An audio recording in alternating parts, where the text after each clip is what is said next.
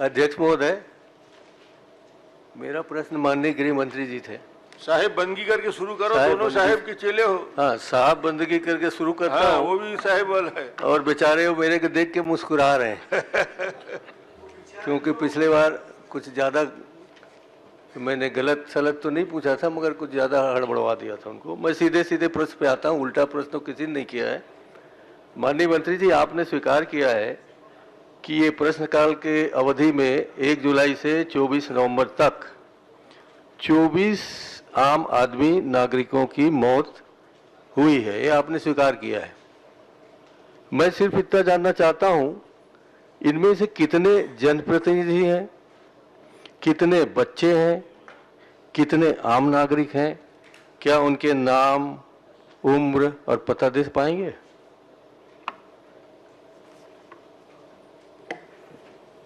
माननीय अध्यक्ष महोदय,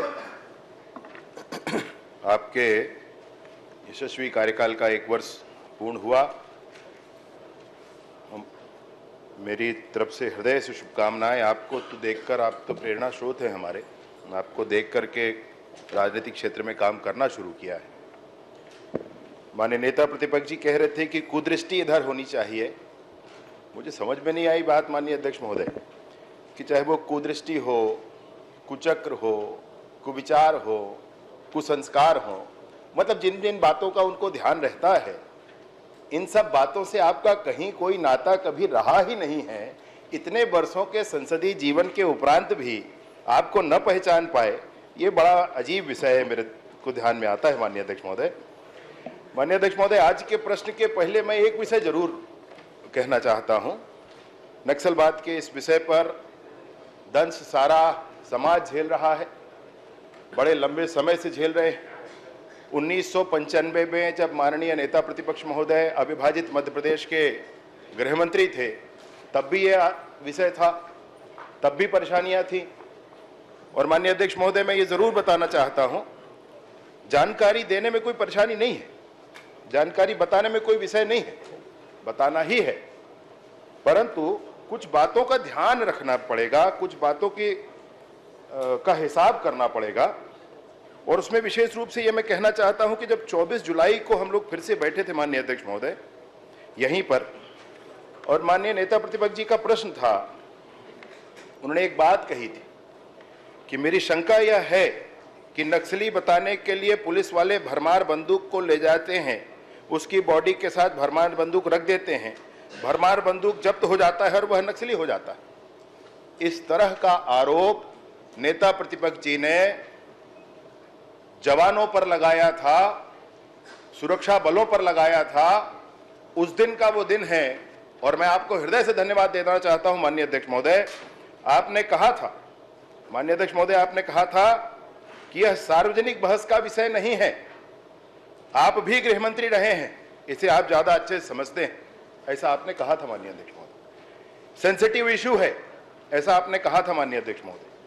उसके उपरांत भी मैं आपको एक बात और स्मरण दिलाना चाहता हूं माननीय नेता प्रतिपक्ष जी, ये सारे वो उन प्रश्नों की सूची है मेरे हाथों में। बड़ा ही गजब संयोग है माननीय अध्यक्ष महोदय, कौन कौन नक्सली है, कौन कौन पकड़े गए, कौन कहां है, कौन सा बारूद असला किस माल खाने में रखा है, ये बारूद असला माल खाने में रखा है, ऐसे प्रश्न बार बार करके हम क्या बताना चाहते हैं। माननीय अध्यक्ष महोदय, मैं ये बात जरूर बताना चाहता हूं कि एक प्रश्न किया गया डॉक्टर रेणु जोगी जी के माध्यम से, जिसको 29 फरवरी 2020 को अग्राह्य किया गया। एक प्रश्न किया गया श्री धनेंद्र साहू जी के द्वारा, जिसको 15 फरवरी 2021 को नक्सली अध्यक्ष को अग्राह्य किया गया।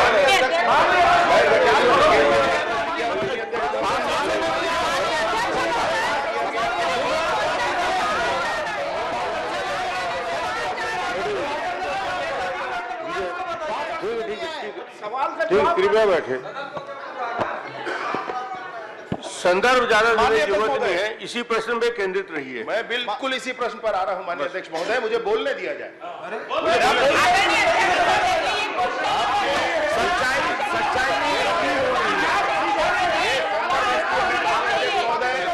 ये संदर्भ इसलिए है माननीय अध्यक्ष महोदय, सच्चाई को क्योंकि उस समय अध्यक्ष की आवाज़ पर माननीय नेता प्रतिपक्ष जी बैठे थे और माननीय नेता प्रतिपक्ष जी जब अध्यक्ष बैठे थे तो ये सारी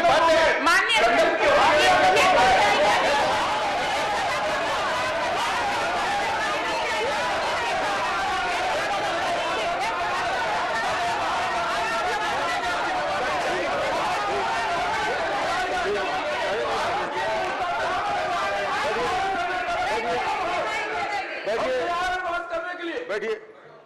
विजय जी, ध्यान रखें, आप उप मुख्यमंत्री हैं और सदन में आसंदी के द्वारा किसी निर्णय की चर्चा दोबारा डिबेट में नहीं होता, इसलिए उसका संदर्भ मत रखिए, इस प्रश्न तक केंद्रित रखिए। धन्यवाद।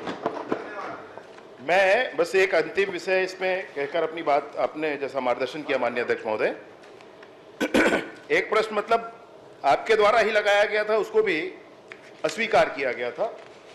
इस संदर्भ में एक और बात मैं जरूर कहना चाहता हूं कि पिछले बार मैंने माननीय, अभी पुराना हिसाब दे देता हूं 24 जुलाई का, वैसे आपको माननीय नेता प्रतिपक्ष जी के द्वारा दिए गए पूछे गए कुछ प्रश्नों का मैंने कहा था कि आपको जवाब मैं पहुंचवा दूंगा।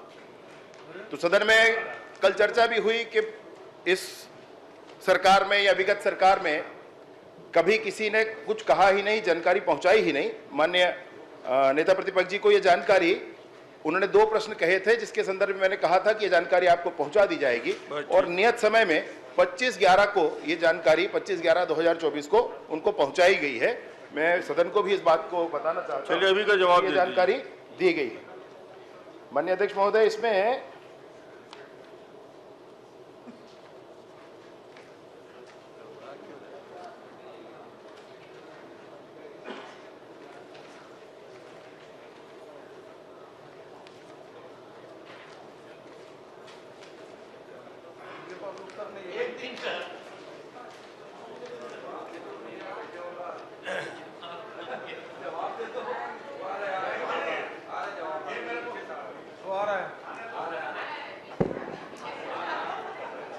मैंने जानकारी मेरे पास है, इसको आप ले जाएं, इसको अपने साथ ले जाएं, इसी पढ़ के बता नहीं, इसमें सारी जानकारियां वैसे आपको लिखित में भी दी जा चुकी है माननीय नेता प्रतिपक्ष जी। और इसमें विशेष रूप से आम नागरिकों के संदर्भ में आपने कहा है, तो ये पूरी सूची है, कौन हुआ है, कैसे हुआ है। पिछली बार की आपकी जो चिंता थी, 24 जुलाई की आपके प्रश्न की चिंता थी कि किस तरह हुआ है, उसको भी इनकॉर्पोरेट करके ये पूरी जानकारी चलिए उपलब्ध करा देंगे। नहीं, उपलब्ध है हमारा माननीय अध्यक्ष महोदय, उपलब्ध किया गया है, दिया गया है। कहेंगे तो मैं पढ़ देता हूं। पर्याप्त हो गया, आप कहेंगे तो मैं पढ़ देता हूं। पर्याप्त हो गया, अब दूसरा प्रश्न आने दो। चलिए। माननीय अध्यक्ष महोदय, आपके आदेशानुसार मैंने साहब बंदगी करते हुए प्रश्न पूछा। बिल्कुल ठीक। मैं समझ नहीं पा रहा हूं कि माननीय मंत्री जी विचलित क्यों हैं। मैंने कुदृष्टि का अर्थ ये नहीं लगाया महाराज कि आपका कुदृष्टि होना चाहिए, सिर्फ इस बात के लिए कहा कि हमारी तरह आपकी कृपा दृष्टि रहती है। कभी कभी वो लोग बहुत गलत सलत जवाब देते हैं, यही नहीं इनके साथी लोग, तो उन पर आपकी कुदृष्टि होनी चाहिए। सबसे अभी का उदाहरण देता हूँ, 480 ग्राम का बोरा 580 ग्राम के बोरे की जगह काम में ला रहा है। 225 ग्राम किसानों को प्रति क्विंटल नुकसान हो रहा है। तो ऐसे में आप कुदृष्टि रखें। चलिए, संदर्भ में आ जाइए। मैं प्रश्न में आ जाता हूँ। संदर्भ में आइए। मैंने पूछा भी कुछ नहीं, वो जो लाए हैं वो मुझे दे दें बस। ठीक। अच्छा, मैं तो ये कहना चाहता हूँ कि आपने 25/11 को जो मुझे प्रश्न भेजा था, उत्तर भेजा था, वो किसी आपका सिपाही मेरे बाहर सिपाही को दे के आ गया, मेरे को पहुंचाया, क्या मेरे ऑफिस को दिया, क्या आपके पास पावती है? इस बात की जानकारी तो आपको होनी चाहिए। मुझे जानकारी अभी तक नहीं मिली है, नहीं तो मैं और कुछ पूछता आपको और भूल जाने का प्रश्न करता। आपने मुझे कहा कि मैं पिछले बार शस्त्र के बरामदी के बारे में मैंने कहा था आपको कि ये भरमार कहाँ से आते हैं। आपके अलावा मेरे ख्याल से सभी को चिंता होगी कि भरमार होता क्या है, कैसा होता है, क्या होता है, कितना लंबा होता है, कितने वजन का होता है, उसमें गोली चलती है कि नहीं चलती, बारूद ऊपर से डालते हैं कि नीचे से डालते हैं। मैं आज भी प्रश्न को दूसरे रूप में दोहरा रहा हूँ आप प्रदेश में कितने भरमार हैं, एक बार आपके जो खाने में कौन सा खाना है, कहाँ जमा होता है, पूछ तो लो। आपने तो कहा था एक साथ चलते हैं बस्तर, आपने मेरे को भेजा नहीं सूचना कि बस्तर चलिए भरमार गिनेंगे। यदि आप भरमार गिनवा लिए हो और आपने कहा है कि इसमें 21 भरमार, अभी भी कहा आपने कि जो नक्सली मारे गए हैं उनके पास 21 भरमार फिर जब्त हुए महाराज, आदरणीय अध्यक्ष जी, 21 भरमार फिर जब्त हुए।